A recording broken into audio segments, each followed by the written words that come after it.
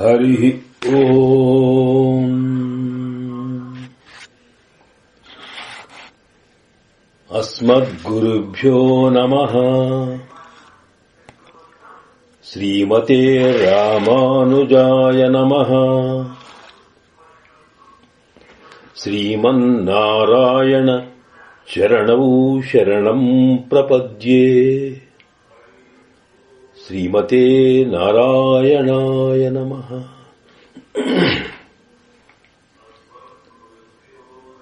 నీలాతుంగస్తనగిరితటీ సుప్తం నీలాతుంగస్తనగిరితటీ సుప్తముద్బోధ్య కృష్ణం పారార్థ్యం స్వం శృతిశతశిరసిద్ధమధ్యాపయంతి. సోచ్ఛిష్టాయాం సృజని గళితం యా బలాత్కృత్య భుంక్తే గోదా తస్యై నమైదమిదం భూయ ఏవస్తు భూయః. గోదా తస్యై నమైదమిదం భూయ ఏవస్తు భూయః. ఆండాళ్ దివ్య తిరువడిகளே శరణం.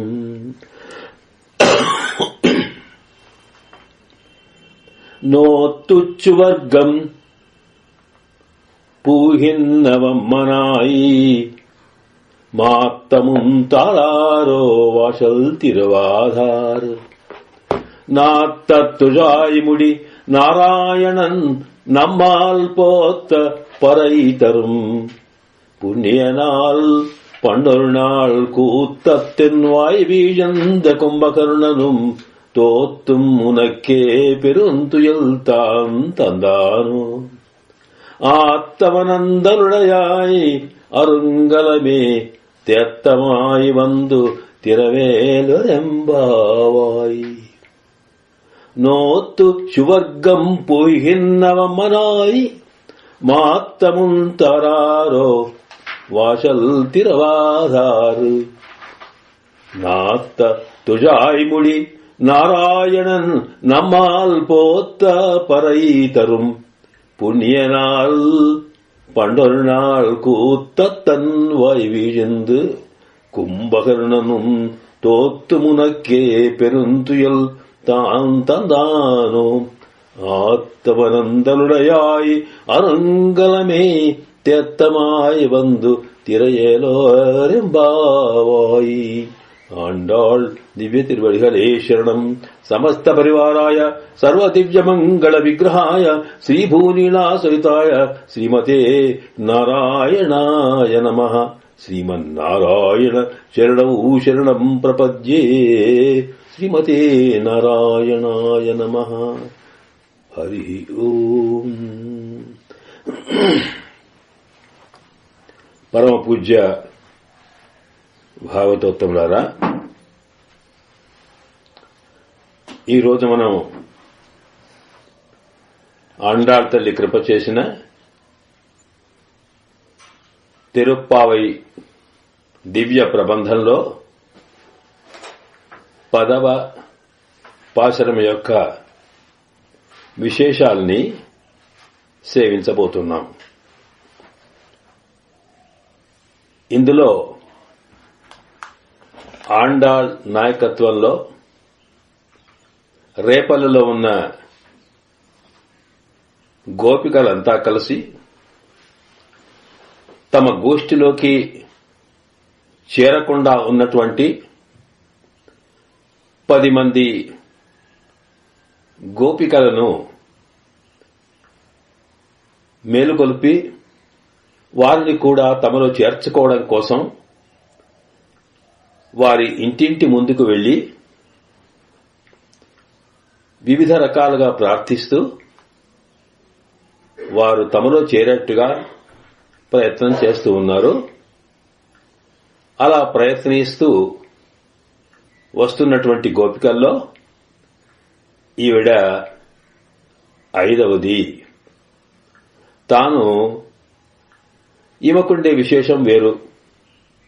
ఒక్కొక్క గోపికను మనము సేవిస్తూ వెళ్లినా కొద్దీ ఒకరికన్నా ఒకరు కృష్ణ భగవానుని యొక్క దివ్య ప్రేమకు మరింతగా దగ్గర అవుతున్నారు అని అర్థం. ఈనాటి గోపిక ఇంతకు ముందున్న గోపికల కన్నా కృష్ణునికి ఎంతో దగ్గరగా చేరిందట. ఈవిడ ఇల్లు చక్కగా కృష్ణుడు వేంచేసి ఉండే అతని భవనానికి దగ్గరే ఉందట. కృష్ణుని ఇంటికి ఈ గోపిక ఇంటికి మధ్యన చిన్న గోడ మాత్రమే ఉందట. అందువల్ల కృష్ణుడు ఎప్పుడు కూడా ఈవిడను అతిగా ప్రేమిస్తాడు కనుక ఎప్పుడు ఆయనకి ఇష్టమైతే, ఎప్పుడు ఆయన సంకల్పం జరిగితే అప్పుడు ఆ గోడ దాటి ఈవిడ ఇంట్లో చేరతాడట ఆయన. ఇది ఆమెకున్న అదృష్టం. అందువల్ల ఇంత కృష్ణ ప్రేమకు పాత్రురాలైనటువంటి ఈ గోపిక మన గోష్ఠిలోకి చేరితే ఆమె మనందరికీ నాయకత్వం వహిస్తే కృష్ణ దర్శనం, కృష్ణ అనుగ్రహం తప్పకుండా తొందరగా దొరుకుతోంది అనే ఆశతో ఈ గోపికలంతా గోపిక యొక్క నాయకత్వంలో ఆవిడ ఇంటి ముందు చేరుకున్నారట.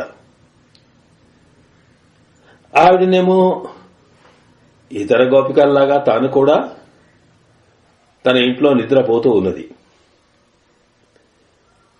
ఆ నిద్రపోయే గోపికను వీళ్లు మేల్కొల్పి తమలోకి చేర్చుకోవాలి. ఇది అందులో జరుగుతున్న ప్రయత్నం. ఆ గోపిక ప్రత్యేకత ఏమిటంటే ఆమె సిద్ధోపాయ నిష్ఠురాలు. అంటే పరమాత్మను పొందడానికి శాస్త్రాలు అనేక రకమైన మార్గాలు చెప్పాయి. వాటిని మనం సాధనాలు అంటాం, ఉపాయము అని కూడా అంటాం. ఒక ఫలం పొందాలనుకున్నప్పుడు, ఏదైనా మనం పొందాలనుకున్నప్పుడు దాన్ని పొందడానికి చేసేటువంటి సాధనం లేదా అది పొందడానికి మనం ఏం ఉపాయం అనుసరిస్తామో దాని ఉపాయం అంటాం, లేక దానికోసం ప్రయత్నించే మార్గం అని కూడా అంటాం. కనుక ఇక్కడ భగవద్గీతలో ఈ శాస్త్రాలు చెప్పిన మార్గాలన్నిటి కూడా కృష్ణ భగవానుడు అర్జునుడికి తెలిపాడు. అందులో పరమాత్మ అనుగ్రహం పొందడానికి కర్మయోగం మొదలు చెప్పాడు. ఆ తర్వాత జ్ఞానయోగం, ఆ తర్వాత భక్తి యోగం, ఆ మధ్యన పరమాత్మ అవతార రహస్య జ్ఞానం, ఇలాంటివి ఇంకా కొన్ని చెప్పి చివరికి తాను ప్రపత్తి యోగాన్ని కూడా చెప్పాడు. యోగం అంటే ఉపాయము అని అర్థం అన్నమాట. కర్మయోగము అన్నప్పుడు కర్మ అంటే మనము చేసేటువంటి మన వృత్తి లేక మన ధర్మము, సంసారంలో ఉండి మనం చేసే పనులు, వాటి ద్వారానే పరమాత్మను పొందడం జరుగుతోంది గనుక మనం చేసే కర్మనే యోగం అంటే ఒక ఉపాయంగా భగవంతుని పొందొచ్చు అనే మాట ముందు అర్జునుడు చెప్పాడు. ఆయన స్వకర్మణ తమభ్యర్చ్య సిద్ధిం విందతి మానవః. అర్జున, మనిషి పరమాత్మ సిద్ధిని పొందాలనుకుంటే వేరే ఏది అక్కర్లేదు. స్వకర్మణ, నీకు నీ వర్ణ, నీ ఆశ్రమం, నీ పద్ధతి ద్వారా నీకు ఏ ఏ రకాల కర్మాల్ని శాస్త్రం విధించిందో, ఏ ఏ పనులు నువ్వు చేయాల్సిందో, ఏ ధర్మాలు నువ్వు చేయాలో ఆ ధర్మాల్ని నువ్వు చేస్తే చాలు. అంటే ఎలా చేస్తావు? స్వార్థం కోసం కాకుండా పరార్థంగా, అంటే పరమాత్మ సేవాభావంతో, ఎలాంటి భగవత్ ప్రేమ తప్ప, పరమాత్మని యొక్క అనుగ్రహం తప్ప మరొక ఫలాన్ని కోరకుండా ప్రతి వృత్తి కార్యక్రమాన్ని ఆయనకి అంకితం చేస్తూ ఆయన ఆజ్ఞారూపంలో నీ ధర్మాన్ని నివర్తిస్తే తప్పకుండా భగవత్కృప నీకు కలుగుతోంది అంటూ చెప్పే మార్గాన్ని కర్మ యోగం అంటాం.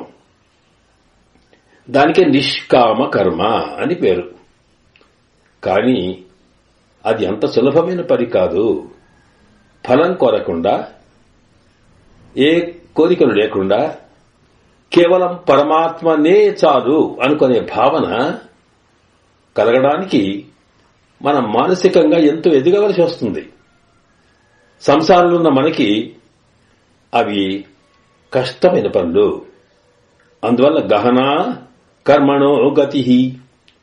అదే పరమాత్మ చెప్తాడు, అర్జున, ఈ కర్మ ద్వారా, నిష్కామ కర్మ ద్వారా పరమాత్మను పొందే గతి మార్గమైతే ఉందో అది చాలా కష్టమయ్యా.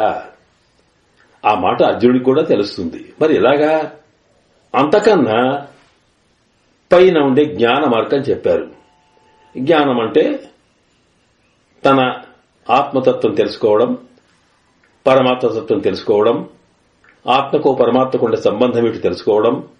ఇలాగా జ్ఞానములోనే పరమాత్మతే గురించి ఆలోచిస్తూ ఉండడం, పరమాత్మ గురించిన పారాయణాలు చేయడం, ఇదంతా జ్ఞానానికి సంబంధించిన విషయం. ఇది ఎల్లప్పుడూ చేస్తే జ్ఞానాన్ మోక్ష అని చెప్పుకున్నాడు. కానీ ఎప్పుడు ఈ పని చేయగలుగుతాం మనం? అది కష్టమే. అందువలన అర్జునుడికి ఒక్కొక్క మార్గం చెప్పినా కొద్దీ విషాదం పెరుగుతూనే పోయింది, కానీ తగ్గలే. ఈ చివరికి భక్తి మార్గం చెప్పాడు. ఎట్లా కాదయ్యా, నువ్వు నన్ను ప్రేమించు, నా మీద భక్తి చెయ్యు. అంటే భక్తి అంటే మనం సామాన్యంగా మనము చేస్తున్న భక్తి కాదు. మనమేదో తోచినంత ప్రేమ పరమాత్మకు పూజ చేస్తున్నాం, భజన చేస్తున్నాం తప్ప ఆ భక్తి అంటే ఎలా ఉంటుందో మనకు భగవద్ రామానుజుల వారు దాన్ని వివరించారు భాష్యాన్ని వివరిస్తున్న సందర్భంలో. ప్రీతిపూర్వకం అనుధ్యానం భక్తి. నీవు పరమాత్మను ధ్యానం చేయాలి. ఎప్పుడు చేయాలి? నిరంతరం, ఆగకుండా. ఎలాగా? ప్రేమతో. అంటే పరమాత్మను ఎప్పుడు మనసులో పెట్టుకోవాలి. ఆ మనసులో ప్రేమతో పెట్టుకోవాలి. ఎందుకంటే సాధారణంగా ఎవరితోటైనా శత్రుత్వం ఉంటే వాడి గురించి కూడా ఎప్పుడు మనసులోనే ఆలోచిస్తాం మనం. అది కాదు, పరమాత్మనే ప్రేమతో ఎప్పుడు, ఇంకా మరొక ఆలోచన లేకూడదు. అది ఎప్పుడు అంటే జీవితాంతం. ఇలా ఎక్కడ చేయగలుగుతాం? మనకెన్నో బాధ్యతలున్నాయి సంసారంలో, ఎందరినో ప్రేమించాల్సిన పరిస్థితి ఉంటుంది. కనుక ఏదో కొద్దిసేపు మాత్రం భగవంతుని మీద భజనలో పూజను చేస్తాం తప్ప మరి అది అంతగా చేయలేమే. అట్లా చేస్తే కాని పరమాత్మ అనుగ్రహం రాదట. కనుక ఈ భక్తి యోగం అనేది కూడా చాలా శ్రమతో కూడుకున్న పని. మరి ఇలాగా ఇవన్నీ చేయలేని స్థితిలో ఉన్న అర్జునుణ్ణి ఆయన బాధను చూడలేక చివరికి ఏం చెప్పాడు? సర్వధర్మాన్ పరిత్యజ్య మామేకం శరణం వ్రజ అహం త్వా సర్వపాపేభ్యో మోక్షయిష్యామి మా శుచః. మా శుచః, దుఃఖించకయ్యా, ఏడవకు, బాధపడకు. అయ్యో నా వల్ల నిష్కామ కర్మ చేయలేమే, కర్మయుగం కాదు, జ్ఞానయుగం కాదు, భక్తి యుగం కాదు, ఎట్లాగా నేను నిన్ను పొందాలి అని బాధపడకు. మరి ఏం చేయమంటావు? అవన్నిటిని అట్లా ఉంచి నన్ను పట్టుకో, నేనున్నాను కదా, నన్ను నమ్ముకో, నన్నే స్వీకరించు. ఒకవేళ నీవు నన్నే నమ్మితే నేను సర్వవిధములైనటువంటి నన్ను పొందడానికి నీకుండే ఆటంకాలు తొలగించి నేను నీకు లభిస్తాను అని చెప్పి, ఇది ప్రపత్తి యోగం అంటాం. అంటే పరమాత్మ నీవు తప్ప నాకు వేరే మార్గం లేదయ్యా, అకించన అనన్యగతి శరణ్య, నేను ఏ సాధన చేయలేను, కానీ నీవు నాకు కావాలి అని సర్వ విధములా పరమాత్మ మీదనే భారముంచడం. వాస్తవానికి ఇతర సాధనాలు కూడా, అవి కర్మయోగమో జ్ఞానయోగమో భక్తో భజన ఏది చేసినా మనం చేసినంత మాత్రాన పరమాత్మ యొక్క అనుగ్రహం రావాలని లేదు, అది ఆయన సంకల్పం మాత్రమే. కనుక ఇతర సాధనాలు చేసినా భగవంతుని యొక్క అనుగ్రహమే, ఆయన అనుకుంటేనే ఆయన మనకు దొరుకుతాడు, లేకుంటే లేదైనప్పుడు ఆయననే పట్టుకుని స్వామి నీవే నాకు ఉపాయము, నీవే నాకు కావాలి, నీవే అనుగ్రహం కావాలని కోరడం, దీన్నే ప్రపత్తి అంటాం. కనుక మనకు కావలసింది భగవంతుడు. ఆ భగవంతుణ్ణి పొందాలనుకుంటే ఇంకా వేరేది ఆయన కృపనే ముఖ్యము. కనుక ఆయననే మనం పొందాలి, ఆయన పొందడానికి ఉపాయము ఆయననే, సాధన ఆయననే. ఈ రెండు రకాల, పరమాత్మనే మనకు ఉపాయం, పరమాత్మనే సాధనం, పరమాత్మనే పొందదగింది అని ఫలమతనే సాధనమతనే, ఈ రెండింటినీ భావించి ఉన్న వాళ్ళను ప్రపన్నులు అంటాం. కనుక ఇక్కడ పరమాత్మను పొందడానికి రెండు మార్గాలున్నాయన్నమాట. ఒకటి మన సాధన ద్వారా పరమాత్మను పొందే ప్రయత్నం చేయడం, రెండవది పరమాత్మనే ఉపాయంగా భావించడం. కనుక ఇక్కడ పరమాత్మను పొందడానికి మనము చేసే సాధన ద్వారా పొందేటువంటి ఉపాయానికి వీటినేమంటాం, సాధ్య ఉపాయము. అంటే పరమాత్మను మనం సాధించుకోవడానికి చేసే ప్రయత్నం వల్ల దొరికేదన్నమాట. ఈ కర్మయోగ భక్తి యోగ ఇవన్నీ కూడా సాధ్య ఉపాయములు. సిద్ధ ఉపాయము అంటే రెడీమేడ్గా ఆ పరమాత్మనే తయారున్నాడు, ఇదిగో నేను నీకు దొరుకుతాను అన్నట్టుగా, అలాగా సిద్ధంగా మనం ఏ ఫలమైతే అనుకుంటున్నామో ఆ ఫలం సిద్ధం ఉంది. పరమాత్మ ఆయననే మనకు తనంతట తానే దొరుకుతాడు, దొరకడానికి ప్రయత్నం చేస్తాడు. అది ఆయన అనుగ్రహం వస్తే. కనుక మనం ఏం చేసినా ఏం చేయకపోయినా ఒకవేళ ఆయన మన మీద అనుగ్రహం కలిగిందనుకోండి, ఆయన మనకు లభిస్తాడు. కనుక ఇలాగా సిద్ధ ఉపాయము, పరమాత్మనే మనకు దొరకాలనుకుంటే పరమాత్మనే తాను అనుగ్రహించాలి అనేటువంటి, అయితే ఆయన మీద విశ్వాసం కలగాలి, ఆయన కొరకు అంకితం కావాలి. అలాంటి ఉపాయము కలిగిన వారిని సిద్ధ ఉపాయ నిష్ఠులు అంటాం. కనుక ఇక్కడ మనకి ఈ లోపల, ఇంటి లోపల పడుకున్న గోపికలంతా కూడా సిద్ధ ఉపాయ నిష్ఠులు. అంటే పరమాత్మనే కావాలనుకుంటే మనకు లభిస్తాడు, ఆయన మీదనే నమ్మకం ఉంచేవాడు అనమాట. అలాగే ఈ గోపికలంతా పరమాత్మ అంటే ఇక్కడ కృష్ణుడు. కనుక కృష్ణుడే తాను తలచుకుంటే మనం అనుగ్రహిస్తాడు. కనుక మనం ఏది చేసినా చేయలేని స్థితిలో ఉన్నాం కనుక ఆయననే నమ్మజేసి ఆయన మీద విశ్వాసం ఉంచి సకల భారములు ఆయన మీదనే ఉంచి ఆయననే తప్ప మరొకటి లేదు అనుకునేటువంటి స్థితిలో ఉన్న గోపికల్లో ఒకరికన్నా ఒకరు మరింతగా మానసికమైన దృఢమైనటువంటి గట్టి నమ్మకం కలవారన్నమాట.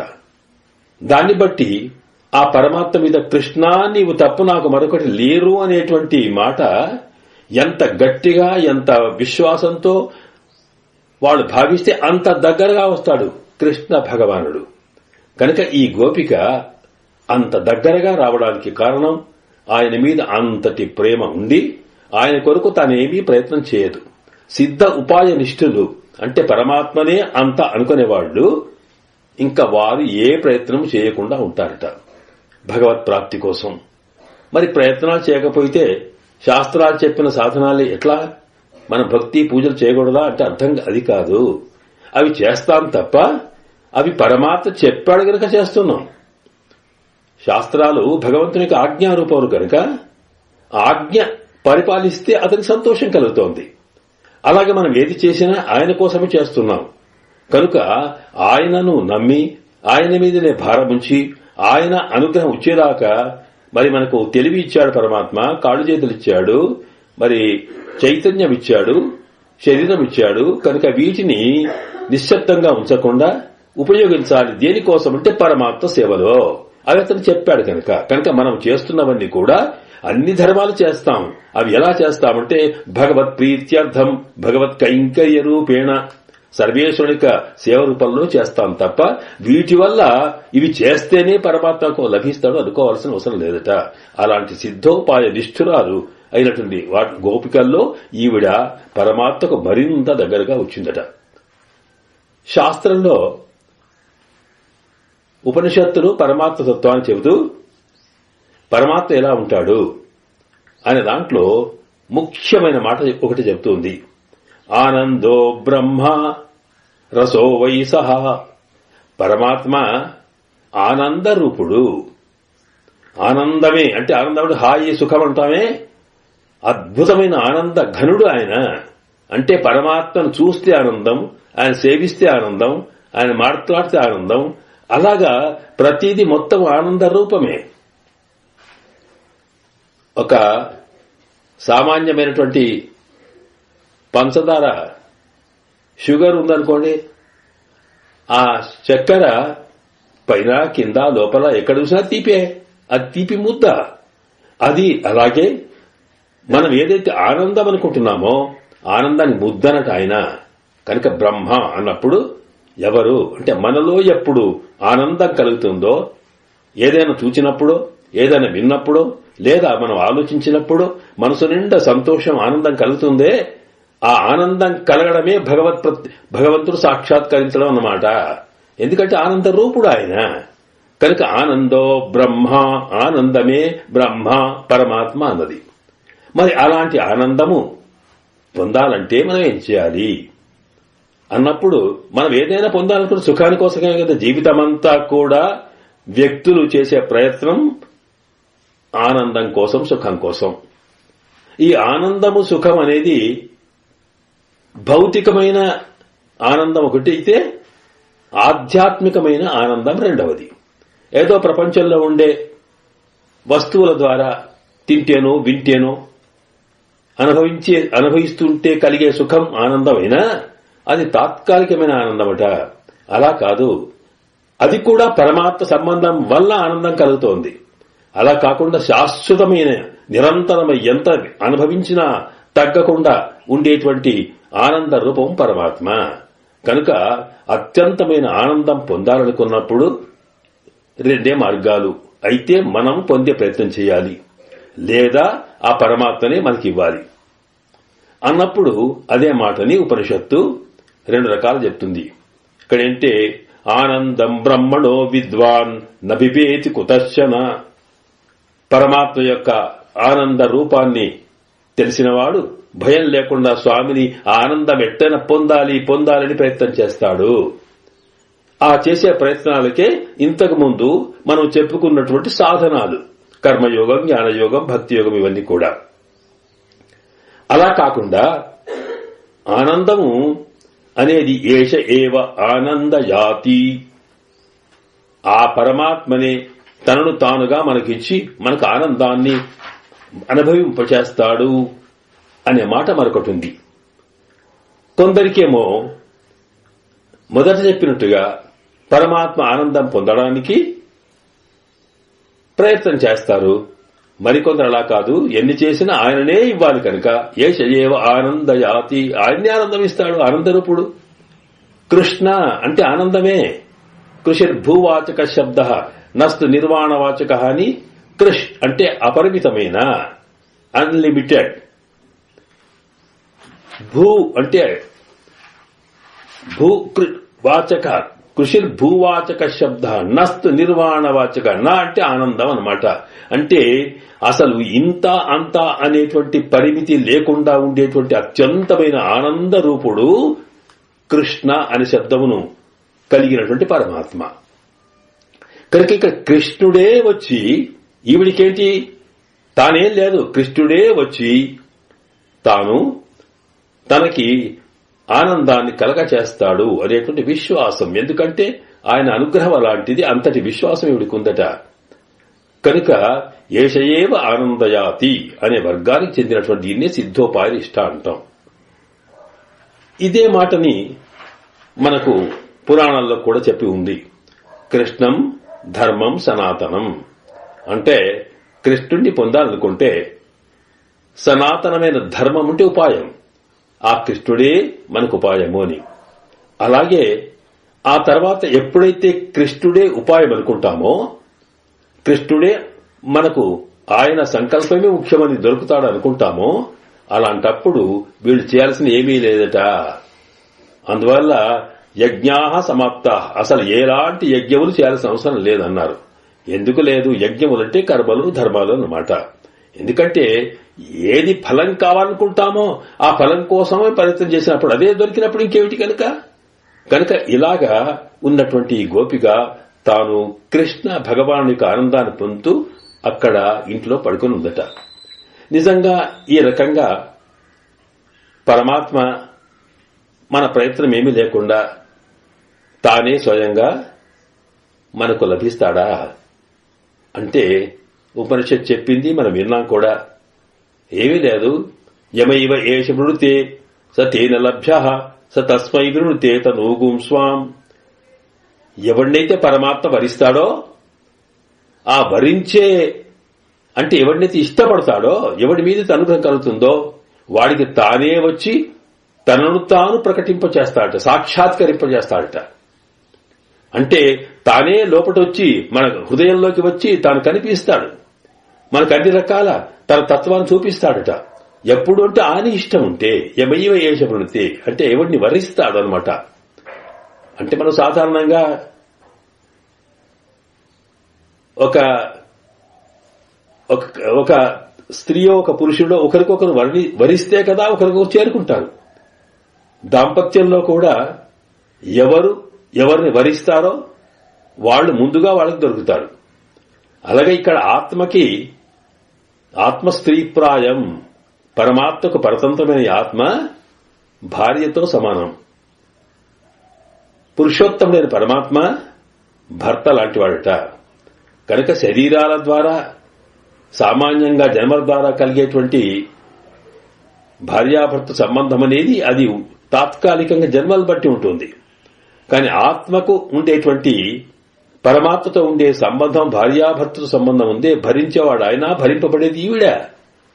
ఈ ఆత్మలకు శాశ్వతమైందట. కనుక గోపికలు ఎప్పుడు కూడా గోపికల యొక్క ప్రవర్తనలో మనకు రెండు రకాల తత్వాలు కనిపిస్తాయి. ఒకటేమో తాము శరీరాలు పొందారు కనుక తద్వారా ఈ మానవ లోకలు తన జన్మలో ఉండేటువంటి భర్తలను పొందడం, వాళ్ళతో సంసారాలు చేయడం సామాన్యం కనిపిస్తుంది. అయినా వాళ్ళ ఆత్మలు కృష్ణుడికే అంకితము.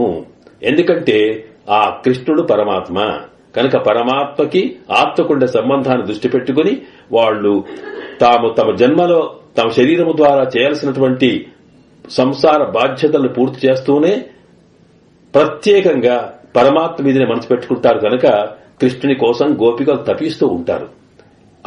అలాగా పరమాత్మ మీదనే మనసు పెట్టి ఆయనకే అంకితమైనటువంటి ఆత్మకే గోపిక అని పేరు. ఆ గోపిక తన ఇంట్లో పడుకుంది అన్నప్పుడు మనం మరొకసారి గుర్తు చేసుకుంటే ఇక్కడ ఇల్లు అంటే మన శరీరము, అందులో ఉన్నటువంటి ఆత్మ పరమాత్మకు అంకితమైన గోపిక. ఆ పరమాత్మ ఎక్కడున్నాడు? ఆ పరమాత్మ ఆత్మకు లోపలనే ఉన్నాడు అంతర్యామిగా. అంటే లోపల పరమాత్మ, బయట శరీరం ప్రకృతి, ఈ రెంటి మధ్యన పరమాత్మ ఉన్నాడు, ఆత్మ ఉంది. కనుక ఆత్మ దృష్టి ఎప్పుడూ శరీరం వైపే ఉంటుంది కనుక సంసారంలో ఉండడం. అలా కాకుండా ఈ ఆత్మ పరమాత్మ వైపు వెళ్ళిందనుకోండి, అది పరమాత్మతో సంబంధం కలగడం అన్నమాట. ఇలాగా ఈ లోపల ఉన్నటువంటి ఈ శరీరంలో ఉన్న ఆత్మ పరమాత్మకే అంకితమైతే దాన్ని గోపిక అంటాం మనం.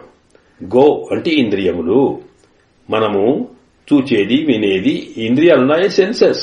ఈ సెన్సెస్ ద్వారా పరమాత్మ తత్వాన్ని తాను అనుభవిస్తుంది. వీటిని లోపటికి మలచుకొని యోగముద్రలోకి వెళ్లి ధ్యానంలోకి వెళ్లి పరమాత్మనే అనుభవిస్తుంది కనుక ఈ గో అంటే ఇంద్రియముల ద్వారా పరమాత్మ ఆనందాన్ని పి అంటే అనుభవిస్తుంది కనుక ఇది గోపిక అని పేరన్నమాట. కనుక ఇలాగా పరమాత్మను అనుభవించే సందర్భంలో ఇక్కడ కూడా ఇక్కడున్న గోపికనట ఈవిడికి పరమాత్మకు దగ్గరగా ఉంది. కృష్ణ భగవానుడికి ఈవిడికి మధ్యన వాళ్ళిద్దరి ఇంటికి మధ్యన గోడనే ఉంది అని చెప్పుకున్నారు. గోడ ఉండడంటే ఏమిటండి?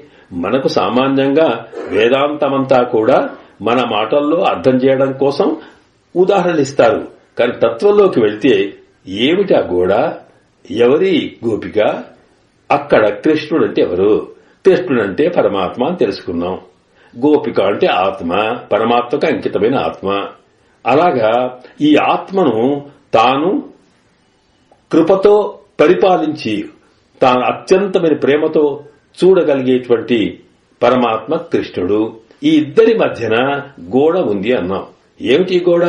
ఈ గోడ అంటే ఇదిగో మన ప్రకృతి. అంటే ఇదిగో ఈ శరీరం ఉందే, ఇది పంచభూతాలతో ఏర్పడినటువంటి ఈ ప్రకృతి ద్వారా ఏర్పడిన శరీరం ఉందే, ఈ ప్రకృతి అడ్డమట. అంటే మన మనస్సును లేక మన ఆత్మను, ఇంద్రియాలని అన్నిటిని కూడా లోపల ఉన్న పరమాత్మ వైపు పోకుండా బయట ఉన్న ప్రకృతి వైపు వచ్చేట్టుగా చేస్తుందట.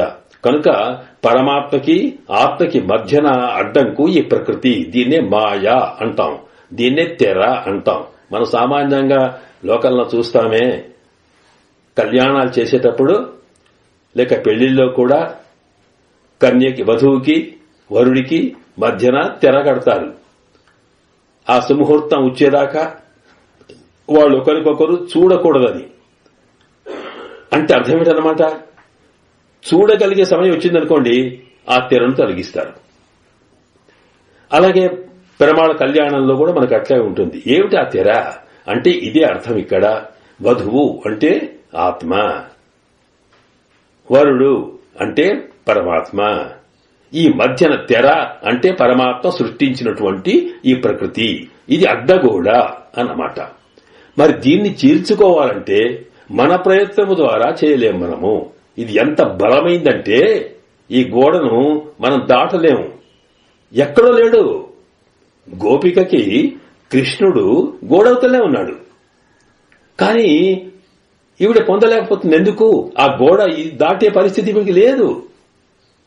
కనుక ఈమె ఎంత సాధనాలు చేసినా, మనం ఎన్ని ప్రయత్నాలు చేసినా ఆ పరమాత్మ మన సాధన ద్వారా దొరకకపోవడానికి కారణము మన ప్రకృతి, మన శరీరము. మనదెప్పుడు ఆయననే తలుచుకోవాలి. అందువల్లనే భగవద్గీతలు చెప్తాడాయన,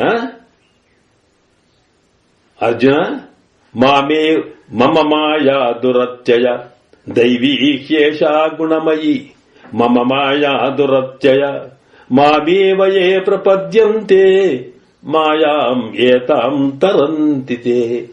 ఇదిగో నేనొక పొర పెట్టాను నీకు నాకు మధ్యన. ఇది మాయా, ఇది ప్రకృతి అని పేరు. ఇది ఎలాగా మూడివేసిందంటే దీన్ని నీవు తొలగించలేవు. అది నేనే తలుచుకుంటే మాత్రమే అది పోతోంది. మరి నేనెప్పుడు చేస్తాను?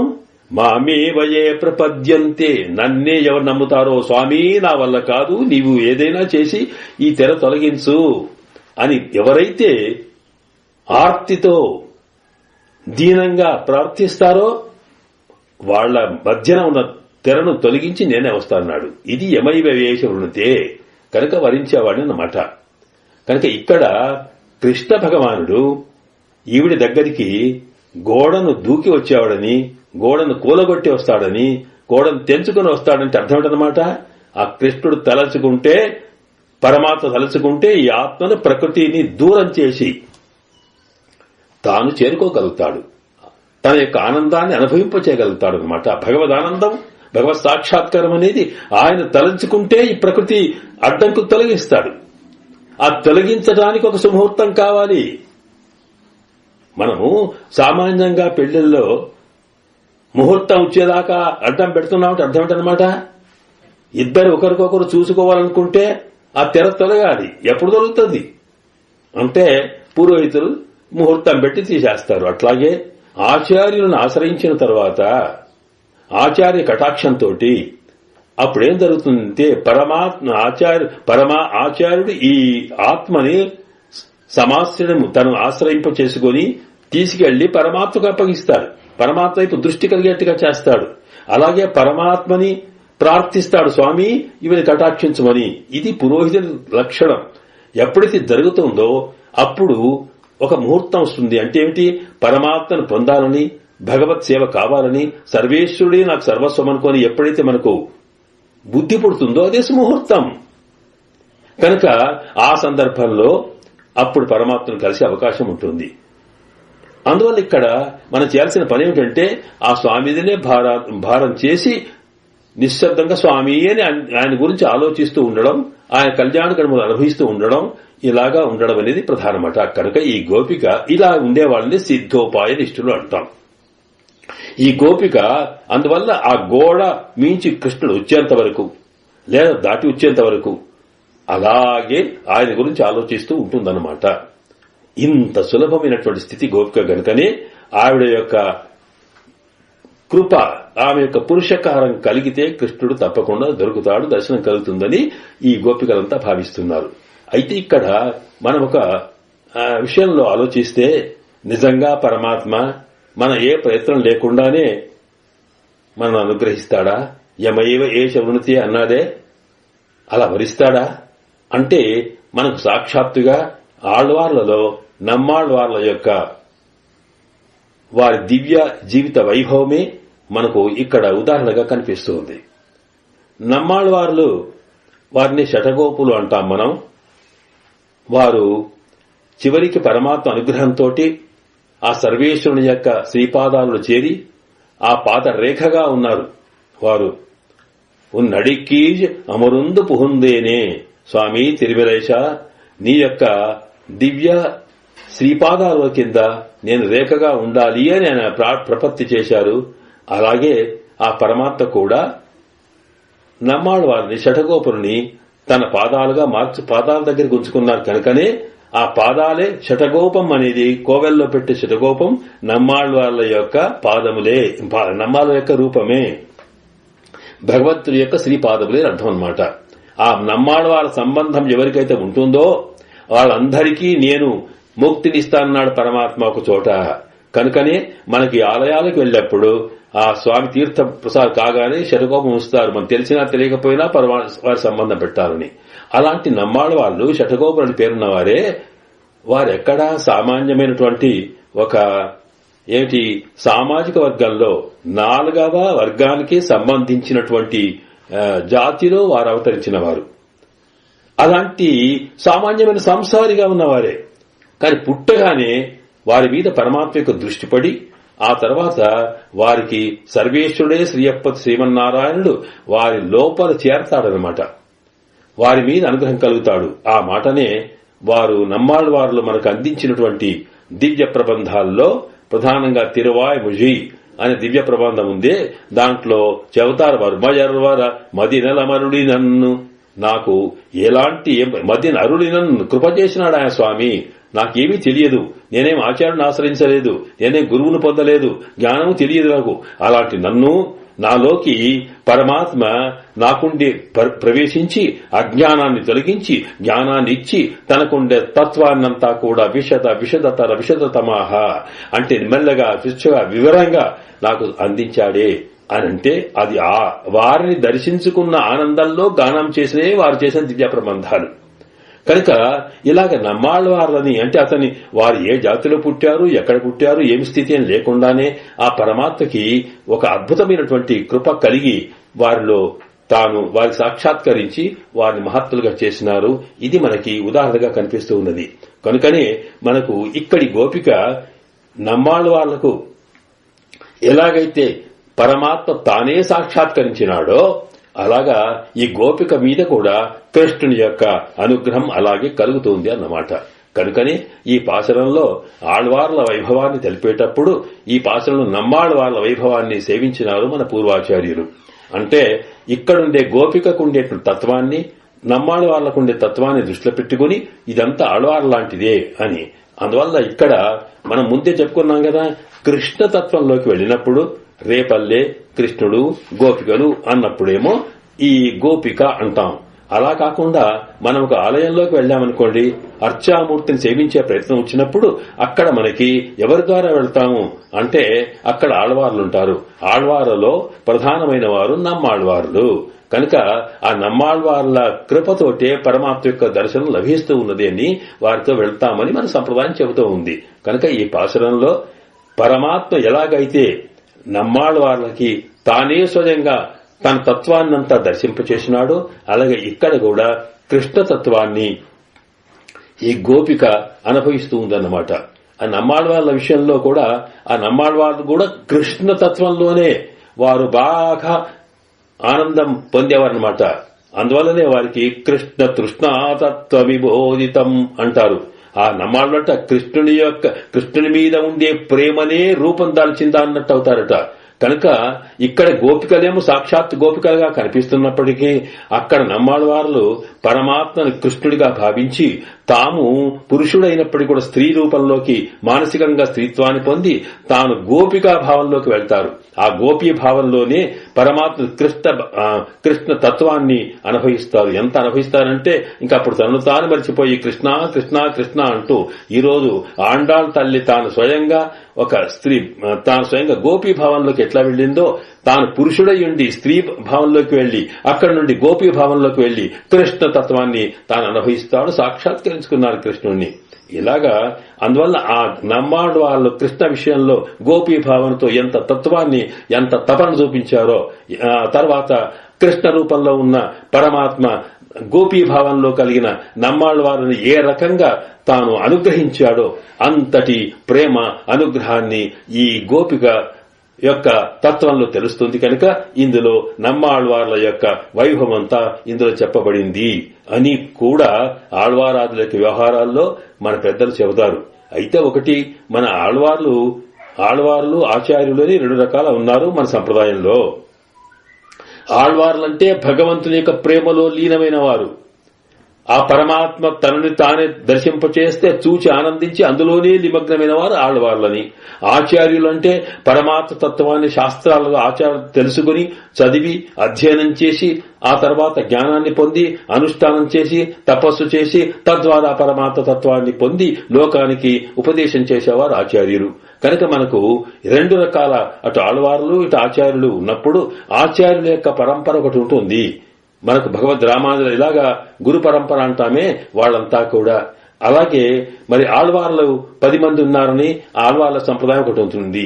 కానీ ఇక్కడ ఆచార్యులు కొందరు వేరు, అటు ఆళ్వార్లు వేరున్న నమ్మాళ్వార్లు అనేవారు ఉన్నారే వారు మనకు అటు ఆచార్యులు ఇటు ఆళ్వార్ల ఇద్దరిలోకి చేరుతారు. గనక ఈ రెండు రకాల భావనలు అంటే పరమాత్మ తాను ఈ వీరిని ప్రేమించి తన తత్వాన్ని దర్శింపచేసి తనవాడిగా చేసుకుని వీరి హృదయంలో చేరుకుంటారు. చాలా ఆశ్చర్యమైన పద్ధతి అందులో కనిపిస్తుంది.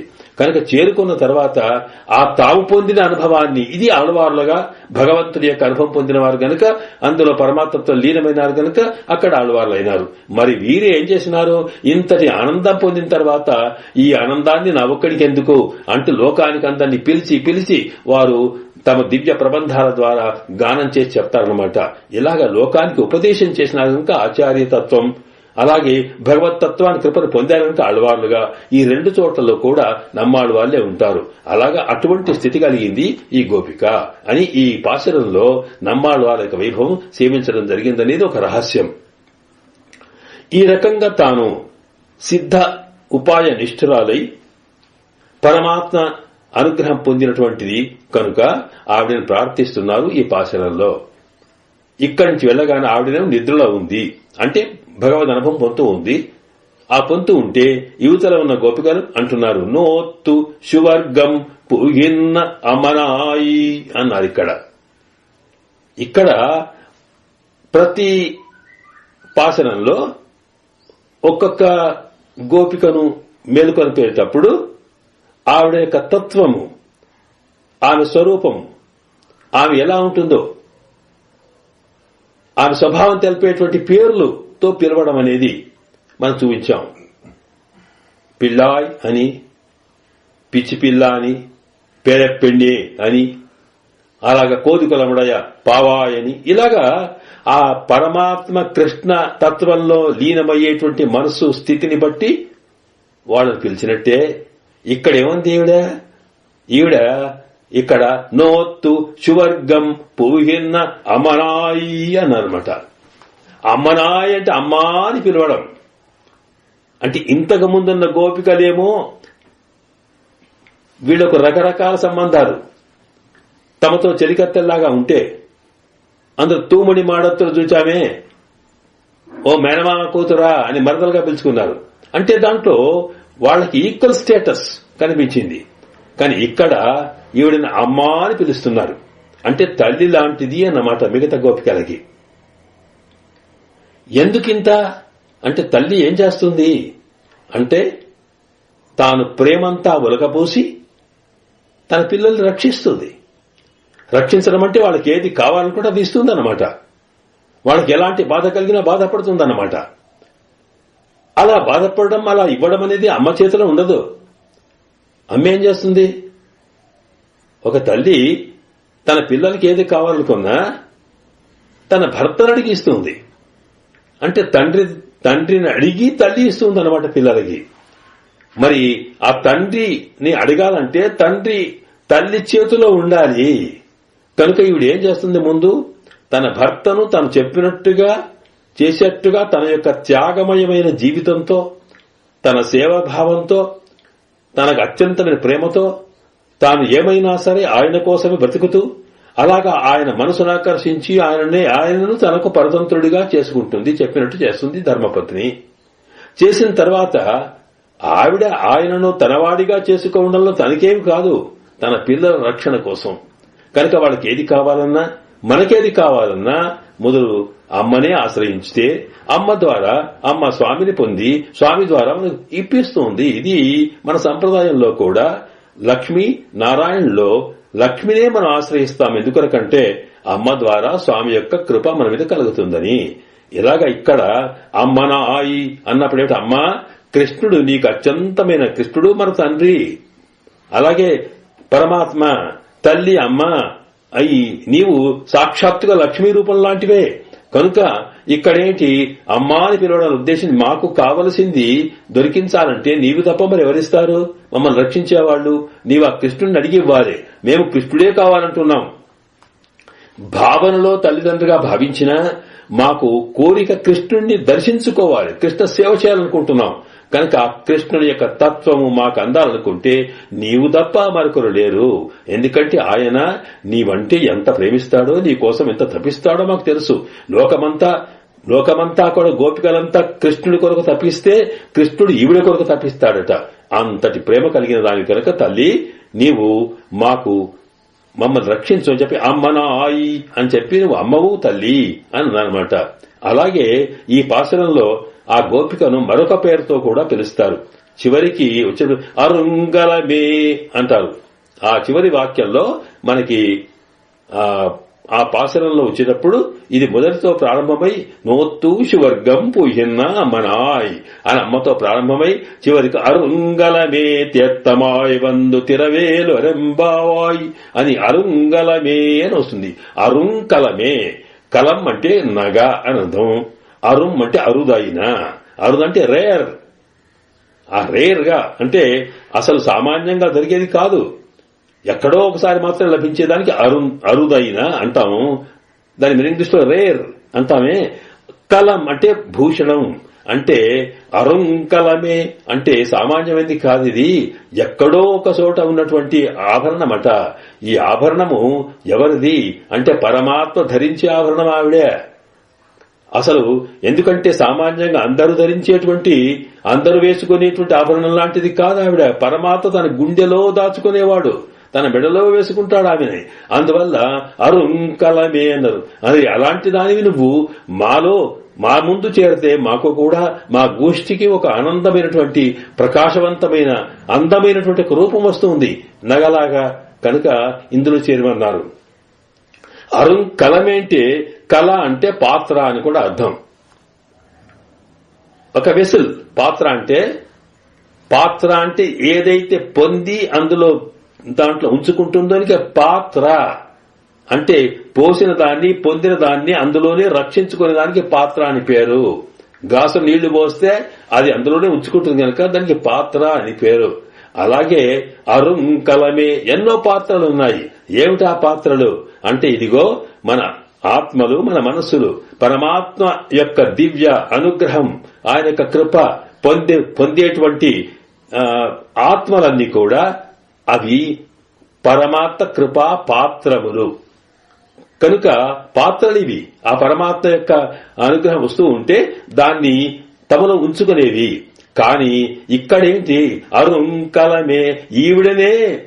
ఆ పరమాత్మ కృప కాదు, పరమాత్మ కృప తన కృపతో ప్రేమతో ఈవిడనే తనలో ఉంచుకుంటాడట. కనుక ఇది ఎటువంటి పాత్ర అంటే సామాన్యంగా దొరికే పాత్ర కాదు, పరమాత్మనే అందులో ఉంచుకుంటుందట. కనుక అరుంకలమే అన్నారన్నమాట. కనుక ఇలాగా అద్భుతమైన తత్వాన్ని చెప్పడం కోసం పరమాత్మను స్వాధీనపరచుకుని పరమాత్మ యొక్క ప్రేమకు తాను వశమై పరమాత్మ ప్రేమ నింపుకొని తాను ఆయనను పరతంత్రుడిగా చేసుకుని ఉన్నటువంటి తల్లి కనుక, అలాంటి స్వామి కనుక ఆమెనే మనకు రక్షకురాలు. రక్షణ అంటే మాకు కావలసిన ఇచ్చేది కనుక అమ్మా అన్నమాట. అయితే తల్లి, ఇదిగో ఏ తల్లి అయినా తన పిల్లలు ఆకలిని అరుస్తూ ఉంటేనో, లేక ఇది అది కావాలని అడుగుతూ ఉంటేనో తాను వీళ్ళని కాదనుకొని తాను హాయిగా సంతోషంగా సుఖంగా ఉంటుందా? మరి నీవేమిటమ్మా, మేమంతా కూడా నీ ఇంటి ముందు వచ్చి నీ కోసం తపిస్తూ ఉంటే నువ్వేం చేస్తున్నావు? నీ కృష్ణ పరమాత్మతో ఆనందాన్ని అనుభవిస్తూ ఉన్నావు.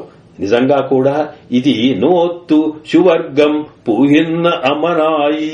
నువ్వు అమ్మవి ఎలాంటిదంటే, నీవు ఇదివరకే నోత్తు స్వర్గం పొందావు. నువ్వు స్వర్గ సుఖాన్ని అనుభవిస్తున్నావు. అక్కడ ఆనంద రూపుడు పరమాత్మ కదా, ఆనందాన్ని ఇస్తున్నాడు కదా, ఆనందాన్ని పొందుతున్నావు. కనుక స్వర్గానందం నీలో ఉందట. సామాన్యంగా స్వర్గం పొందాలనుకుంటే, స్వర్గం అంటే ఎక్కడైతే అన్ని రకాల సుఖాలుంటాయో అది స్వర్గం అంటాం. ఎక్కడైతే దుఃఖాలుంటాయో అది నరకం అన్నమాట. కనుక ఎక్కడెక్కడ దేని వల్ల ఏ స్థలంలో మనకు ఆనందం బ్రహ్మానందం కలుగుతుందో దానికి స్వర్గం అని పేరు అన్నమాట. అందువల్ల శాస్త్రాలు చెబుతాయి.